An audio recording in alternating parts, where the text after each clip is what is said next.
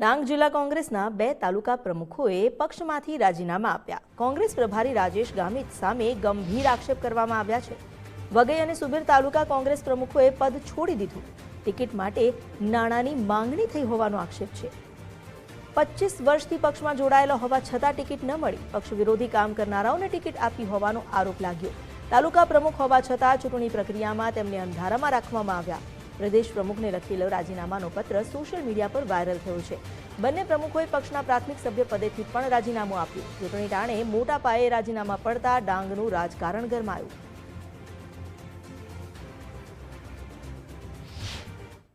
હાલ હું તાલુકા પ્રમુખ તરીકે બીજા ટર્મ તાલુકા પ્રમુખ છું, પણ આ સૌરાજ્યની ચૂંટણીમાં જે બી કેન્ડિડેટો અમે સિલેક્ટ કર્યા હતા તે કેન્ડિડેટમાંથી અમુક કેન્ડિડેટો સિલેક્ટ કર્યા વગરના આવી ગયેલા છે અને હાલ એ લોકો બીજેપીમાં જ છે અને એવા પણ નામ આવી ગયેલા છે। તો મારા ખરેખર કોંગ્રેસી કાર્યકર્તાઓ જે કપરા સમયે કોંગ્રેસમાંથી બીજેપીમાં નીકળી ગયેલા અને હાલ ચૂંટણીને સમયે આવેલા એવા માણસો હજુ ખેસ પણ નથી પહેર્યા, એવા માણસોની ટિકિટ મળી ગયેલ છે, જેથી મારા સાચા કોંગ્રેસી સાથીઓ ઘણા દુઃખી છે।